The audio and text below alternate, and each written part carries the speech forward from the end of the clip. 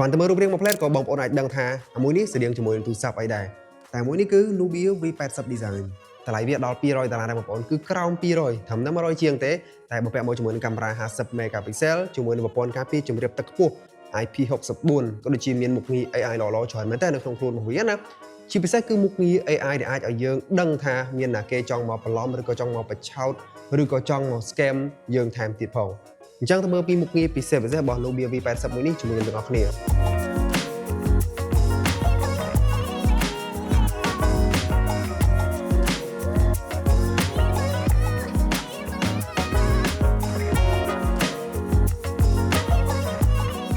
ញ្ចឹងសម្រាប់ Nubia V80 មួយនេះគឺទើបតែចេញថ្មីក្តៅនឹងទេបងប្អូនចំណុចតាក់ទាញគឺទៅលើរូបរាងរបស់វានឹងតែម្ដងមានការអាប់ដេតពីជំនាន់មុនហើយជំនាន់នេះគឺមើលមកស្តៀងជាមួយនឹង iPhone 17 Pro Max មែនតើទៅលើកាមេរ៉ាផ្នែកខាងលើរបស់វាប្រទេសកាមេរ៉ារបស់វាហ្នឹងណាមើលមកគឺស្តៀងមែនតើខុសតែពណ៌ទេអានេះពណ៌នៅនឹងដៃយើងពុទ្ធកាននេះគឺពណ៌ peach ពណ៌ដូចផ្លែប៉េះណា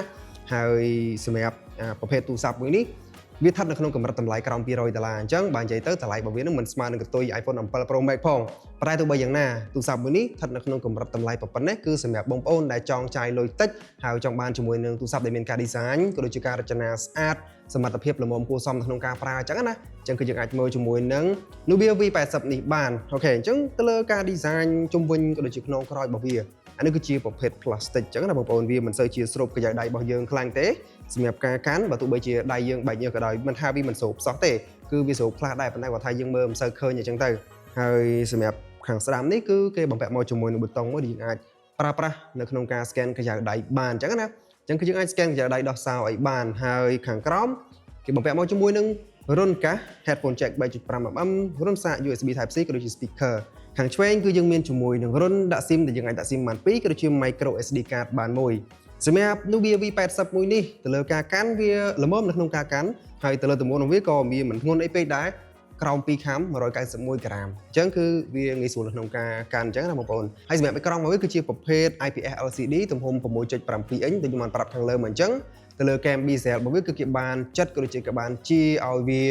នៅរាងស្ដើងខ្លាំងមែនតើទៅលើ cam bezel សងខាងណាបងប្អូនតែគាត់ថាទៅលើចង្ការខាងក្រោមរបស់វាផ្នែកខាងក្រោមនឹងគឺរាងលយទៅខាងលើបន្តិចតែសម្រាប់ខ្ញុំវាជារឿងធម្មតាសម្រាប់ប្រភេទអេក្រង់ IPS LCD វាតែងតែមានចង្ការខ្ពស់បែបហ្នឹងឯងហើយជាមួយនឹងកម្រិតបង្ហាញនៅនេះគឺ1940គុណឲ្យ900ជាមួយនឹងកម្រិតពលឺដែលចេញមកក្រៅដល់ទៅ1000 nit សម្រាប់កម្រិតពលឺប៉ុណ្ណេះខ្ញុំអាចនិយាយថាវាមិនខ្ពស់ពេកហើយវាមិនទាបពេកដែរបងប្អូនវាឡើងដល់ខ្ទង់ពាន់ទេណាហើយសម្រាប់ការមើលនៅខាងក្រៅគឺយើងអាចមើលបានប៉ុន្តែគាត់ថាកុំតែ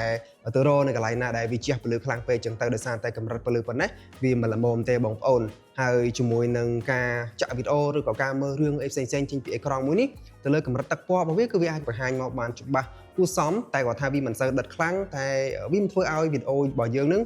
ស្លេកពេកដែរចឹងបានន័យថាវាស្ថិតនៅក្នុងកម្រិតគុណភាពមួយដែលយើងអាចទទួលយកបានតែទៅលើការចាក់វីដេអូចេញពី YouTube អីគឺយើងអាចចាក់បាននៅក្នុងកម្រិត 1080p ចឹងណាបងប្អូនហើយមួយទៀតទៅលើការប្រើប្រាស់កម្មវិធីផ្សេងៗនៅលើអេក្រង់មួយនេះគឺយើងអាចអូសបានរលូនបាន smooth មែនតើដោយសារតែនៅនេះគឺគេបានបំពាក់មកជាមួយនឹងកម្រិត refresh rate ដល់ទៅ 120Hz អញ្ចឹងបងប្អូនមិនបាច់បារម្ភថាវាអូសទៅតាក់ឬក៏អីទេអូខេអញ្ចឹងទៅលើកម្លាំងរបស់វាវិញសួរថា Nubia V80 មួយនេះវាអាចធ្វើឲ្យគេបានខ្លះនៅក្នុងកម្រិតតម្លៃ$100ជាងនឹងឯងអញ្ចឹងសម្រាប់ទូរស័ព្ទមួយគ្រឿងនេះគឺគេដាក់ជាមួយនឹងប្រភេទ chip របស់ Unisoc T72 8 kod អញ្ចឹងអានេះគេហៅថា chip បិទចិត្តណាបងប្អូនវាមិនពុះពេកទេវាមិនល្មមទេ chip នឹងហើយបើពាក់មកជាមួយនឹង RAM 8GB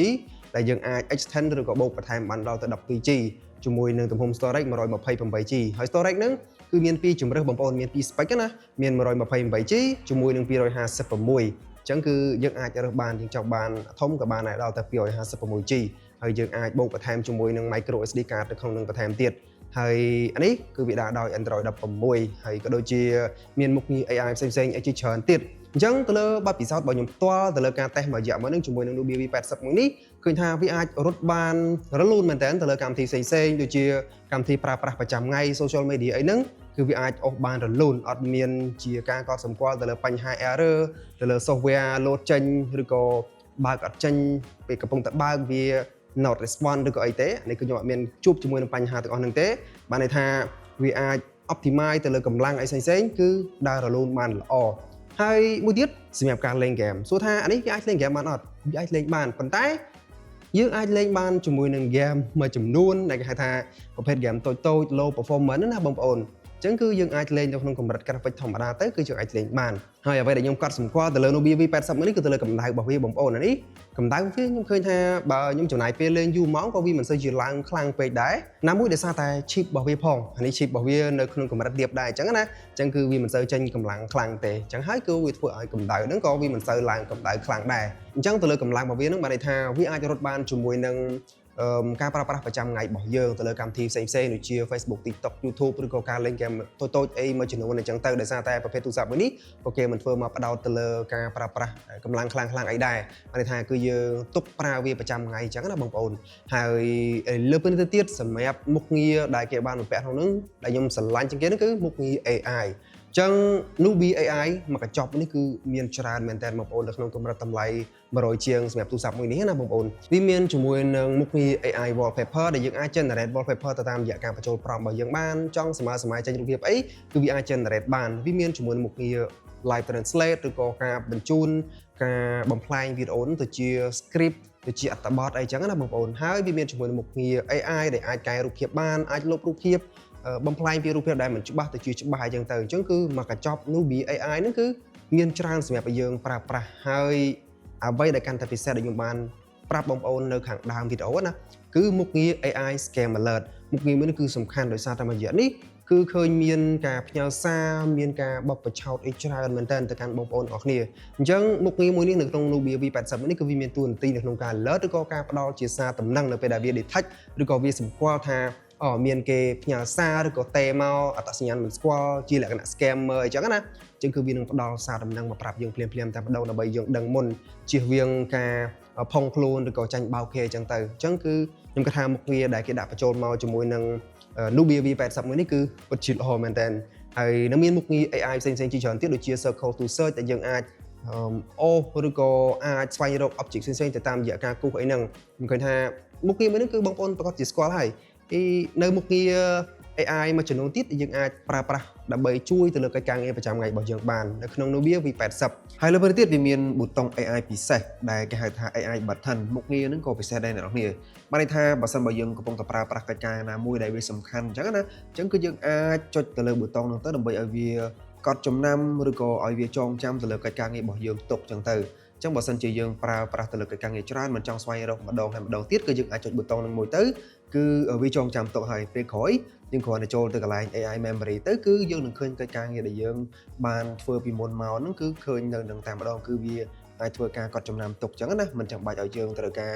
ចូលទៅម្ដងហើយម្ដងទៀតពិបាករយទេអញ្ចឹងគឺមុខងារមួយនេះវាល្អមែនតើសម្រាប់អ្នកទាំងអស់គ្នា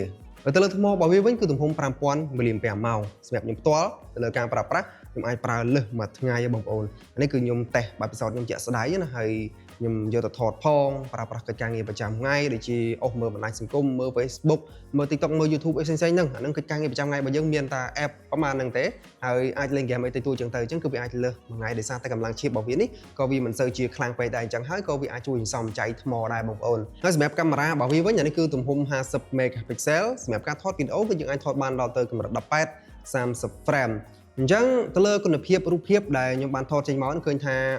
ទៅលើទឹកពណ៌របស់វាគឺវាអាចចាប់យកចំណុច detail បានច្រើនប៉ុន្តែគាត់ថាវាមិនសូវជា contrast ឬក៏ detail ខ្លាំងពេកទេវាមិនសូវ sharp ពេកទេកន្លែងខ្លះក៏យើងនៅតែអាចឃើញជាមួយនឹងគេហៅថាផ្នែកដែលងឹតដែរអញ្ចឹងណាអានេះគឺជារូបភាពដែលខ្ញុំបានថតផ្ទាល់បងប្អូនអាចមើលបានហើយដាក់បន្ទុកខ្លួនឯងបាននៅក្រោម comment ហើយមួយនេះគឺវាមានជាមួយនឹងកម្រិតការពារជម្រាបទឹកក៏ដូចជាការពារធូលីខ្ពស់ដល់ទៅ IP64 អញ្ចឹងនៅក្នុងកម្រិតតម្លៃប៉ុណ្ណេះដល់ IP64 ខ្ញុំគិតថាវាខ្ពស់ហើយអញ្ចឹងបងប្អូនមិនចាំបាច់ភ័យទេដោយសារតែកម្រិត IP64 គឺវាអាចការពារបានទាំងសាច់ទឹកចូលឬក៏យើងប្រើទៅវាធ្លាក់ចូលទឹកឬក៏អីក៏អត់ចាំបាច់ភ័យថាទឹកនឹងវាជ្រាបចូលខាងក្នុងដែរប្រព័ន្ធការពារវានឹងគឺវាអាចការពារបានខ្ពស់អញ្ចឹងណាបងប្អូនអូខេអញ្ចឹងសម្រាប់ Nubia V80 មួយនេះគឺបងប្អូនអាចរកមើលបានទៅតាមបណ្ដាហាងដែលចិត្តបងប្អូនទាំងអស់គ្នាហើយសម្រាប់តម្លៃរបស់វាគឺមាន2ជម្រើសគឺសម្រាប់ Nubia V80 ដែលមានជាមួយនឹង RAM 8GB ជាមួយនឹង storage 128GB តម្លៃវា